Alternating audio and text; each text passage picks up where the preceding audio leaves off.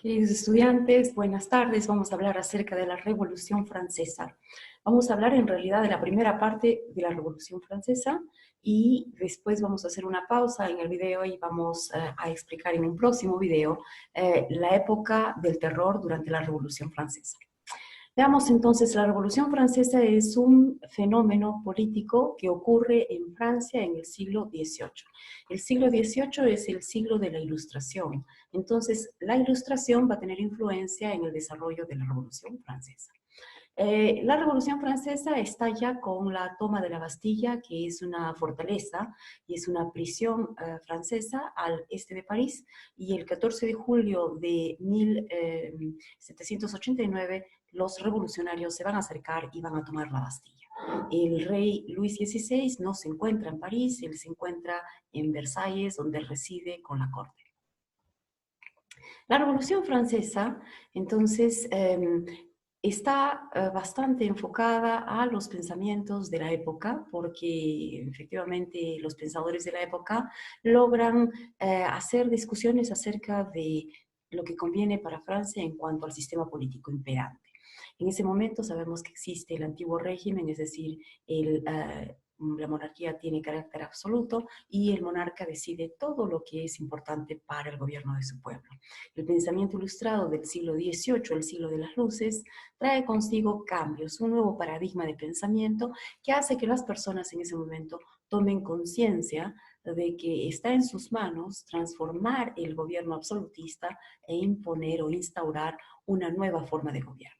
La nueva forma de gobierno no es un pensamiento de la clase simple o la clase, digamos, campesina, sino que es el pensamiento de los ilustrados, de los filósofos de clase media, media alta, que son profesionales en su mayoría, varios de ellos filósofos y abogados, discuten estos temas en los cafés de París y traen estas nuevas ideas y las proponen dentro de estos círculos ilustrados. Estas ideas después son llevadas a la práctica y es así como se infunde en la nación un deseo y una necesidad de cambio y de transformación social y política. Y de ahí es que se origina este deseo de hacer una revolución, de irse contra el poder del monarca y contra las instituciones del antiguo régimen, que tienen base feudal. Veamos entonces qué es la ilustración.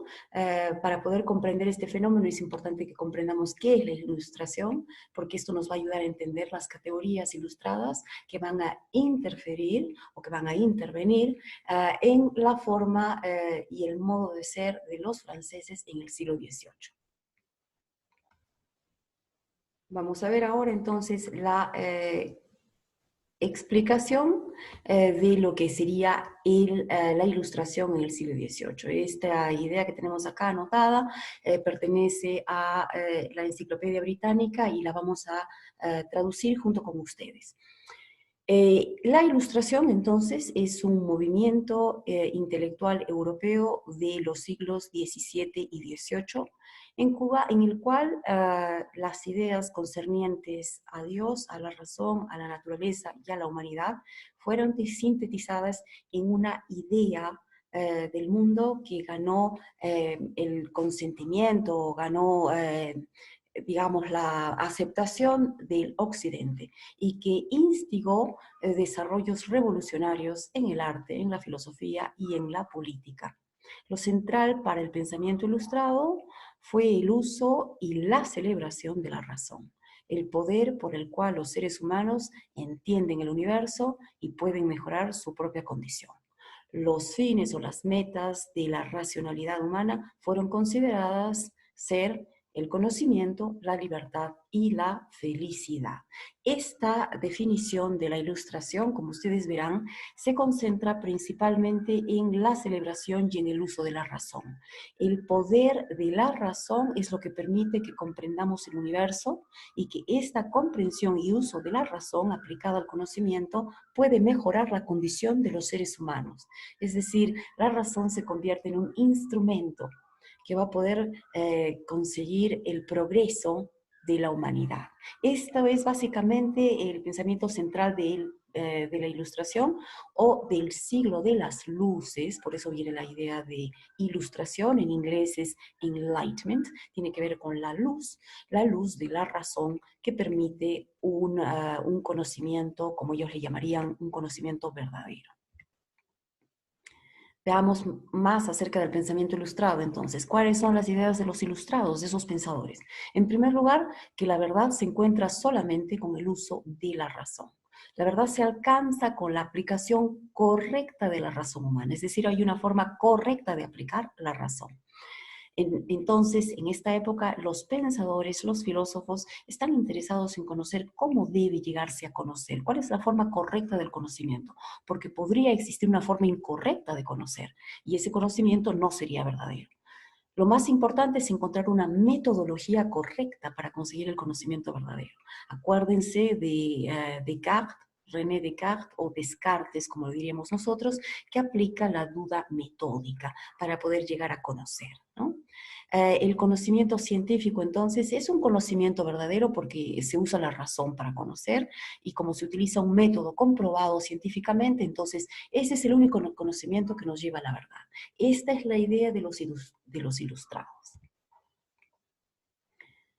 A partir de esta idea de aplicación de la razón para llegar al conocimiento de la verdad, se propone también que el conocimiento de Dios se puede dar en el mismo plano, utilizando la razón. Por lo tanto, se debe aplicar un método científico para comprender la existencia de Dios. Y así aparece el deísmo. El deísmo es una religión natural racional. Que encuentra que sí existe Dios, un solo Dios, pero lo reconoce como un arquitecto o un modelador o creador del universo, y una vez que ha creado y ha hecho su creación, este creador desaparece de la vida del ser humano. No forma parte de la vida del ser humano, no existe como una idea de religiosidad que conecta al ser humano a lo largo de su vida y de su existencia, sino que se desenvuelve solo y no se involucra con la vida de los seres humanos. Esta divinidad, según los deístas, otorga premios y castigos.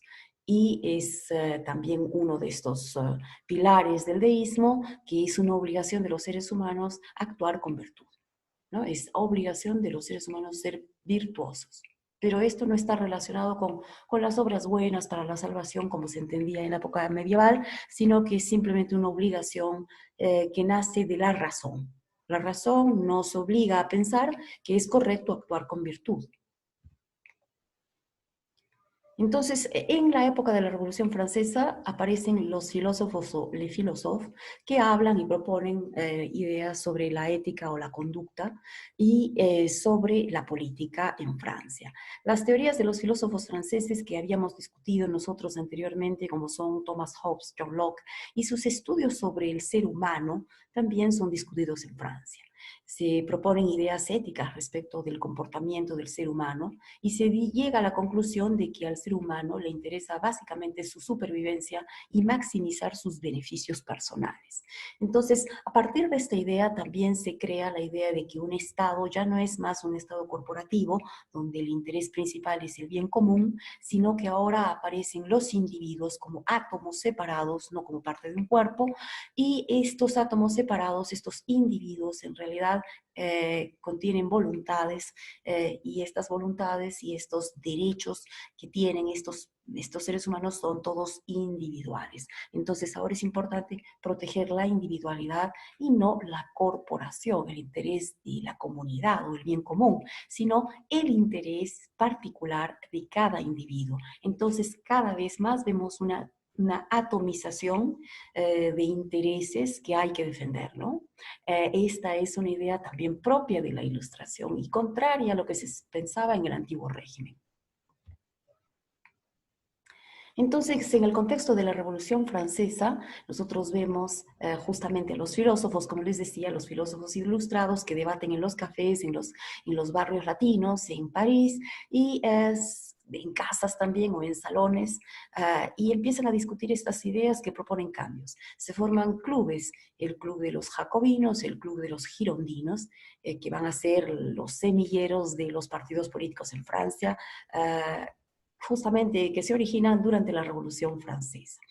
Entonces los filósofos ilustrados de esta época debaten las teorías de Estado, proponen cambios al régimen absolutista, señalan que este régimen absolutista y opresor es un régimen que debe desaparecer de la vida de los franceses porque no ayuda a la protección de los derechos individuales. Recuerden que el sistema antiguo, el antiguo régimen, tiene base feudal y el poder del absolutismo significa que el poder lo tiene el monarca sobre sus súbditos, mientras que los filósofos ilustrados proponen ahora como base la igualdad y retirar las jerarquías para permitir que el poder se desconcentre de la figura del monarca y se comparta con otros poderes igualmente importantes. Entonces surge la división de los poderes, la división de los poderes que ya habían propuesto los filósofos, por ejemplo, como Montesquieu, francés, que propone dividir al poder y tener un poder ejecutivo que se encarga de la dirección o de la gestión del gobierno, el poder legislativo que a través de una cámara emite leyes y el poder judicial que hace que se cumpla la ley, ¿verdad? Hace que se administre la justicia usando como base la norma. Bien, entonces la participación del tercer Estado en este momento es importante porque nosotros hemos visto que en la formación de Francia existen tres estamentos bien claros, ¿no? En la cúspide, el primer Estado, que vendría a ser la nobleza, en el segundo estamento estaría el clero y en el tercer estamento estaría el pueblo llano. En la cúspide, por supuesto, de esta pirámide está el rey. El tercer estado reclama igualdad de derechos y de condiciones en relación con los otros dos estamentos privilegiados. Para empezar, que no exista solamente la tributación para el tercer estado, sino que todos los estados tributen, algo que es visto con terror por parte de los estados privilegiados. Otra cosa que proponen también los filósofos de la época y el contexto de la revolución, obviamente, ahora es la protección de los derechos y de las libertades individuales, algo que no está previsto en el sistema absolutista, porque lo único que interesa realmente es la voluntad del rey. Y acá cambia el panorama y se propone un tipo o una visión completamente distinta para la continuación del gobierno en Francia. Entonces, los franceses, en realidad en el contexto de la revolución, traen consigo una nueva concepción de Estado, un Estado concebido a partir de un contrato social. Recuerden el contrato social que habíamos visto con Thomas Hobbes, que daba poder al absoluto al monarca y se decía que la voluntad de los individuos está depositada 100% en la voluntad del monarca y él puede hacer lo que él desea. Bueno, viene John Locke y dice, el pacto social es una cosa distinta. Hay un acuerdo, sí, hay un acuerdo y una voluntad que uno somete para que el rey pueda proteger a sus ciudadanos, pueda proteger a los súbditos, pero esta voluntad uno no se le entrega 100%, es decir, uno no se deposita su vida y su propiedad y su seguridad en el rey, sino que uno le otorga solo parte de esa voluntad. A cambio de otorgarle esta posibilidad de manejar el Estado, uno le pide al rey que él proteja la propiedad y la seguridad de los individuos. Entonces acá le pedimos algo distinto en el contrato social de John Locke. En ese contrato social de John Locke hablamos de la libertad del individuo, pero también decimos que esa libertad es para controlar al monarca, para impedir que el monarca abuse del poder. Y si el monarca contraviene las leyes que da, por ejemplo, el Parlamento, que son leyes para favorecer al pueblo, si existiese eso, entonces el pueblo está en la posibilidad de rebelarse y de iniciar la revolución para sacar del poder a un monarca tiránico. Bien, entonces estos son los debates de la época. Se discuten las libertades, las voluntades de los individuos y su participación en la comunidad política. Por eso van a ser importantes estas ideas de la revolución, estos lemas revolucionarios como son la libertad, la igualdad y la fraternidad. Estas ideas van a ser recurrentes durante toda la Revolución Francesa. Algunas de ellas las vamos a poder mirar nuevamente cuando hablemos de la época del terror. Bien, la Asamblea Nacional entonces es este organismo que se crea antes de la Revolución Francesa. Miren ustedes, se crea antes del estallido de la Revolución con la toma de la Bastilla. Aparece el 17 de junio de 1789. cuando todavía no se había dado la revolución. Pero esta asamblea de representantes del pueblo se crea precisamente porque ante una convocatoria de los estados generales, los nobles deciden no participar. Y ante esta no participación de la nobleza, entonces se crea una asamblea independiente, una asamblea nacional con miembros solamente representantes del pueblo. Esta asamblea va a disolverse un mes después, un poco antes de un mes, el 9 de julio de 1789, para dar paso a la Asamblea Nacional Constituyente. Con la Asamblea Nacional Constituyente ya vemos la Revolución Francesa y esta asamblea va a reunirse con el fin de establecer los principios para la Constitución de Francia. Una primera Constitución francesa que se enarbola en principios de respeto al hombre, fíjense ustedes, y al ciudadano francés. Pero la declaración es amplia, es un proyecto amplio que abarca a la humanidad, abarca al hombre como humanidad y al ciudadano francés. Esta constitución para el pueblo francés va a ser promulgada el 3 de noviembre de 1789. Es decir, el rey Luis XVI va a firmar esta constitución con su sello real y se va a convertir en norma para todos los ciudadanos franceses. Y aquí que justamente viene lo importante de la siguiente etapa de nuestro curso, que va a ser el análisis de la era del terror, un momento en el que se suspende la Constitución francesa, la Declaración de los Derechos del Hombre y del Ciudadano, para dar paso a un gobierno tiránico a cargo de un grupo de hombres que van a instaurar el terror en Francia con la guillotina para los que se oponen a la Revolución Francesa. Muy bien, queridos alumnos, nos vemos entonces en el siguiente video, en nuestra próxima clase, sobre la Revolución Francesa. Gracias.